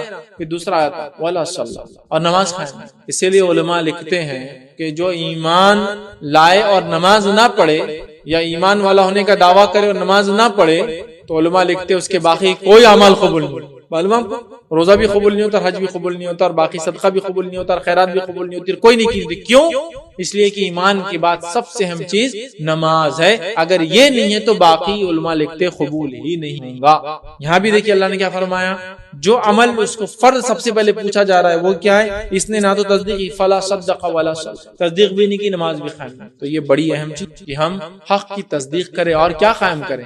نماز کو قائم کریں. موقع نہیں، نماز کی فضیلت، اس کو قائم کرنا، قائم کرنے کی اہمیت، اس کا ثواب، فرض نماز کا ثواب، موقعہ کا ثواب، صبح کا ثواب، نفل نمازوں کا ثواب، اور اتنی چیزیں اتنی زیادہ ہے کہ میں بیان نہیں کر سکتا ہوں. عصر کی نماز کے تعلق سے کہ جس شخص کو عصر کی نماز چھوڑنے کا غم بتا دیا جائے کہ عصر کی نماز چھوڑنے سے کیا غم ہوتا ہے، کیا تکلیف قیامت کے دن، تو عصر کی نماز چھوڑنے کی تکلیف اگر بتا دی جائے، جو غم اس کو قیامت کے دن ہوگا، حضرت جو عصر کی نماز چھوڑا تھا وہ یہ ہوگا، اتنا غم ہوگا جیسے کہ اس کے پورے رشتہ دار مر گئے اور پورا مال اس کا لٹ گیا، ایک ہی ساتھ خبر آئی سب رشتہ دار مر گئے پورا مال لٹ گیا، اتنا غم ہوگا ایک عصر کی نماز حدیث کا۔ تو یہ خالی فرض نماز نہ پڑھنے کا نتیجہ ہے، خالی ابھی تو پڑھ لیے تو کیا اجر ہے وہ نہیں ہے، کیونکہ وہ unimaginable ریوارڈ بہت اتنے زیادہ ہے کسی، اس لیے جو چیز سمجھ میں آئی بتا دی گئی، جو چیز سمجھ میں نہیں بتائی گئی۔ فجر کی 2 رکعت نماز کے تعلق سے جو فرض نہیں سنت ہے نماز سے پہلے موقع ہے، یہ پڑھنے کا اجر یہ بتایا گیا، دنیا وما فیہا، دنیا اس میں جو کچھ اس سے بہتر ہے۔ تہجد کی نماز کے فائدوں میں آپ سے یہ بیان کیا، جو ایک فائدہ ہے کہ دنیا میں تہجد کی نماز جو انسان ادا کرتا ہے اس کے اللہ کے نزدیک درجات بلند ہوتے ہیں، اس کے گناہ معاف ہوتے ہیں، اس کے لیے نیکیاں لکھی جاتی ہیں، اور وہ اپنے سے پہلے سلف صالحین کے طریقے پہ چلتا ہے اور اس سے جسمانی بیماریاں دور کر دی جاتی ہیں۔ خالی ایک نفل نماز سمجھ رہا، نفل نمازوں کی اور نفل عبادت کی اہمیت یہ بتائی کہ جب بندہ نفل میں آگے بڑھتا ہے، جو اللہ کی توفیق سے ہوتا ہے آگے بڑھتا ہے، تو ایک مقام یہ آتا ہے کہ بندہ اتنا آگے بڑھ جاتا ہے کہ اللہ اس کا ہاتھ بن جاتا ہے جس سے وہ کام کرتا ہے، جس کا معنی یہ ایک مثال ہے، مطلب اللہ اس سے ہر چیز صحیح کام لیتا ہے، اس کی آنکھیں بن جاتا ہے جس سے وہ دیکھتا ہے، مطلب ہر چیز وہ جو دیکھتا ہے صحیح دیکھتا ہے، اس کے کان بن جاتا ہے جس سے وہ سنتا ہے، اس کا معنی ہے ہر چیز وہ جو سنتا ہے وہ صحیح ہوتی ہے اور وہی سنتا ہے، یہ مقام حاصل ہو جاتا ہے۔ نفل تو فرض سے کیا ہوگا، لیکن فرض چونکہ علماء لکھتے ہیں بہت ساری جگہ جیسے عذاب کا تذکرہ، تو کہیں تو عذاب بتائے گا جہنم، کئی جگہ عذاب بتائے نہیں گئے، کیا کہا کہ عذاب علیمہ، عذاب عظیمہ، یہ بتا کے چھوڑ دیا گیا، عذاب شدیدہ، بہت سخت عذاب، بہت بڑا عذاب، بہت دردناک عذاب، شدید عذاب، یہ کہہ کے چھوڑ دیا گیا۔ اور کچھ جگہ ڈیفائن کیا، پیتل کے ناخن آئیں گے، یہ کریں گا، یہ کھائیں گا، خون پیئیں گا، پیئیں گا، تو وہ عذاب جو عظیم شدید علیم کہہ کے چھوڑ دیے گئے، وہ عذاب علماء لکھتے جو ہمارے سمجھ میں نہیں آئیں گے، بلکہ اللہ نے اس کی انٹینسٹی بتا کے سمجھ نہیں سکتے۔ تو ویسے نیکیوں میں بھی بہت ساری نیکیاں ایسی جو ہم سمجھ نہیں سکتے بلکہ ڈیفائنڈ نہیں ہے، لیکن ہم اس کے نفل سے اس کے فرض کا اندازہ لگا لیں، سمجھ رہا۔ تو بہرحال اللہ نے فرمایا نہ اس نے تصدیق کیا، ایمان لایا، نہ نماز کا، پھر فرمایا آگے آیت نمبر 32 کے اندر وَلَكِنْ كَذَّبَ وَتَوَلَّى، اور جھٹلایا اور روگردانی کر دی، مطلب جھٹلایا اور پلٹ کر چلا گیا۔ ایک تو انکار کر دیا کہ تم نبی نہیں ہو، نعوذ باللہ، یہ کتاب اللہ کی نہیں ہے، انبیاء جب آئے تھے اور آج کے دور میں پیدا ہونے والے حق کو جانتے ہوئے انکار کریں، تو اللہ نے فرمایا بلکہ جھٹلایا اور روگردانی کی، بھی منہ موڑ کے چلا گیا۔ پھر فرمایا ثم ذهب الى اهله يتمتع، پھر اپنے گھر والوں کے پاس اتراتا ہوا گیا، مطلب ایک تو جھٹلایا، تکبر کے ساتھ منہ پھیر کے گیا، اور اتراتا ہوا اپنے گھر والوں کی طرف گیا۔ کچھ علماء لکھتے ہیں اس سے کچھ مخصوص کافروں کے سردار تھے جن کے نام بھی تفسیر میں آتے ہیں، میں نے بہرحال وہ نہیں رکھے، لیکن اس سے مراد ہم یہ لے سکتے ہیں کہ حق کا انکار کیا، حق سے روگردانی کیا، حق کے سامنے جو اپنے آپ کو جو ہے بڑا سمجھا، حق کو جھٹلایا اور اکڑ کر چلا، مطلب بالکل اتراتا ہوا کیا ہے، کچھ نہیں ہے، یہ سب حق یہی ہے جو میرے پاس ہے، یہ انبیاء نے جو لائی، جو کتابیں ہیں، یہ سب کچھ بھی حق نہیں، اور اتراتا ہوا اپنے گھر والوں کی طرف گیا۔ اللہ فرماتا آگے اولا لک فاولا، افسوس ہے تجھ پر، حسرت، اللہ ایسے انسان پر افسوس کر رہا ہے جس کو عقل دی، سمجھ دی، اچھے برے کا علم دیا، اور اس کے بعد وہ اپنے بنانے والے کو نہیں پہچان سکا۔ یا پھر مشرکین مکہ جو ہے نبی اکرم صلی اللہ علیہ وسلم کو دیکھ چکی 40 سالہ زندگی، پھر بھی آپ پر ایمان نہیں لا رہے ہیں، ٹھیک ہے، افسوس ہے تجھ پر، حسرت، ٹھیک ہے۔ پھر آگے فرمایا ثم اولا لک فاولا، پھر دہرایا، وائے ہے، خرابی ہے تیرے لیے، افسوس ہے، خرابی ہے اور افسوس ہے تیرے لیے، اللہ نے فرمایا۔ اس کے بعد فرمایا آیت نمبر جو ہے 36 کے اندر اللہ نے فرمایا کہا ایحسب الانسان ان یترک سدی، اللہ فرماتا ہے کیا انسان یہ سمجھتا ہے کہ اسے بیکار چھوڑ دیا جائے گا، مطلب انسان دنیا میں آیا ہے تو صبح یا اچھے برے کی تمیز نہیں دی جائیں گی، انسان دنیا میں آیا ہے تو حلال حرام اس کو نہیں بتایا جائے گا، انسان دنیا میں آیا ہے تو کچھ کام کرو کچھ کام نہ کرو کیا یہ کہا نہیں جائیں گا، ایسا سوچتا ہے انسان، مطلب یوں ہی دنیا میں بنا کے اس کو چھوڑ دیا، نہیں، ایسا نہیں ہے، دنیا میں آئے تو کوئی ایک پرٹیکولر کام کے لیے آئے، وہ کام ہے کہ اللہ کی عبادت کرنا، اور اس کا ایک طریقہ ہے سب سے پہلے ایمان لانا، پھر اس کے ہر دور میں جو لوگ گزرے ان کے انبیاء کے طریقے عبادت کرنا، ہم لوگوں کے لیے چونکہ ہم آخری نبی کی امتی ہے تو قرآن پر ایمان لانا، اور آخری نبی محمد صلی اللہ علیہ وسلم کے طریقے پہ چلنا، یہ ہمارے لیے ضروری ہے۔ تو انسان کیا یہ سوچتا ہے کہ پیدا کیا گیا اور یوں ہی چھوڑ دیا جائے گا، مطلب کوئی اس کے لیے کام نہیں دنیا میں کرنے کا، نہیں، وہ ایک مقصد سے پیدا کیا گیا، اس کے لیے دنیا میں کچھ کام ہے پرٹیکولر کرنا ہے، تو کیا انسان یہ سمجھتا ہے کہ بیکار چھوڑ دیا جائے گا؟ الم یکن نطفۃ من منی یمنا، اللہ فرماتا ہے کہتا ہے کیا وہ ایک گاڑے پانی کا قطرہ نہ تھا جو چپکایا گیا تھا. اب دیکھیے ایک بات پھر جو ہے اس سے بھی نیچے کی طرف آ رہی ہے. پہلے قیامت کا تذکرہ جو قیامت کبریٰ ہے، پھر اس کے بعد قیامت کے بعد لوگوں کے انجام کیا ہوں گے وہ ایک ساتھ آ گیا. پھر قیامت صغریٰ، انسان کی موت، اس کی قیامت کا تذکرہ ہوگا، اس کا یہاں تک تذکرہ آ گیا. پھر اس کی موت کے ٹائم پہ کیا بھاگ دوڑ ہوتی ہوگی. اب انسان کی تخلیق کی کیفیت بیان کی کہ تو یہ بھی موت والی کیفیت، یہ اس کی سٹارٹ ہو رہی ہے موت والی کیفیت. وہ مردہ ہوتا ہے، اس کے بعد اللہ اس کو زندگی دے ہے نا. ہم پہلے مردہ تھے، پھر اللہ نے ہم کو زندہ کیا. پھر ایک بار اور مریں گے دنیا میں، پھر ایک بار زندہ کریں. پہلے مردہ تھے پانی کی شکل میں، پھر زندگی ملی دنیا میں ابھی جی رہے، پھر مریں گے سیکنڈ موت ہے، پھر اٹھا جائیں گے دوسری زندگی. تو دو موت اور دو زندگیاں ہیں. سمجھ رہے ہیں؟ اللہ رب العزت فرما رہا ہے انسان کو ہڈیوں کا تذکرہ ہو گیا. اب فرما رہا ہے کیا تم نے یہ نہیں دیکھا اپنے آپ کو کہ تمہیں پانی کا خطرہ تھے، صرف منی کا ایک خطرہ تھے. تم اپنی تخلیق کو دیکھو. کیوں کہ اگر تم پہلی پیدائش کو دیکھو گے تو دوبارہ اٹھائے جانے پہ کبھی انکار نہیں کرتے. سمجھا؟ کسی چیز کو اگر بنانا مشکل ہے تو وہ کب ہے؟ پہلی بار یا دوسری بار؟ پہلی بار. کو بولیں گے کمپیوٹر جب بنا تو بن گیا ایک بار، اب اگر وہ ختم بھی ہو جائے، ٹیکنالوجی مٹ جائے، اڑ جائے، سائنٹسٹ مر بھی گیا، تو کیا ہم واپس سے کمپیوٹر بنا سکتے ہیں؟ ہاں بنا سکتے، چونکہ اب ہم نے سیکھ لیا، اب ہم ڈیولپ کر سکتے ہیں اس کو. سیکنڈ ٹائم تو اور ایزی ہے. تو اللہ تعالیٰ اب انسان کو جھنجھوڑ رہا ہے کہ دوسری بار ہڈیاں ہوتے ہو تو یہ پوچھتے ہو کیسے اٹھائے جائیں گے تو تم نے پہلی بار اپنی پیدائش کو نہیں دیکھا ہم نے کیسا پیدا کیا جب تم پانی کا خطرہ تھے.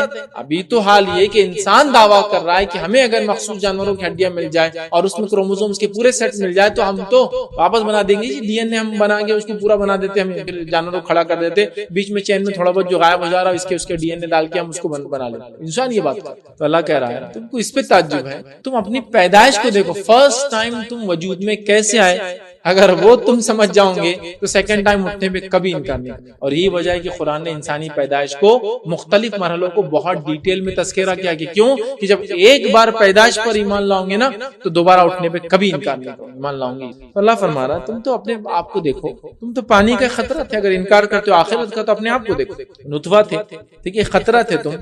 ثم كان علقة فخلق فسوى. پھر اللہ نے فرمایا پھر وہ لہو کا لوتھڑا ہو گیا، پھر اللہ نے اسے پیدا کیا اور درست. پھر وہ خون کا ایک جمے ہوئے خون کا حصہ بن گیا. انسان کی پیدائش کا ایک اور معنی جمع ہوا خون بن گیا. اور پھر اللہ نے اسے پیدا کیا اور درست بنا. پھر اس کو پیدا کیا اور درست بنا دیا. دیکھیے آپ انسانی جسم دیکھیے، اس کے سسٹم دیکھیے، کتنی سوفسٹیکیٹڈ اس کی باڈی ہوتی ہے. آج ہم اتنا سب کچھ دعویٰ کرنے کے بعد بھی انسانی جسم میں نئے نئے آرگنس ابھی بھی مل رہے ہیں. بالکل حال میں کل میں نے دیکھا کہ فلاں ایک آرگن ابھی ملا، ناک کے اندر ایک سوراخ رہتا یا عام سوراخ سے ہٹ کر ابھی ملا. کبھی ہم نے ریسرچ نہیں کی ایسا بھی تو ایک نئی چیز یہ آرگن یہ سیکریٹ کرتا، ایک نیا لکوڈ، ایک مادہ کتنا ہے. مطلب آپ اندازہ لگائیے. ہمارے صرف اگر دماغ کا لے لیں ہم صرف جو سب سے ایک باڈی پارٹ میں بہت سوفسٹیکیٹڈ پارٹ ہے، ٹھیک ہے، تو اس کے اندر مختلف کیمیکلز سے یہ چلتا ہے.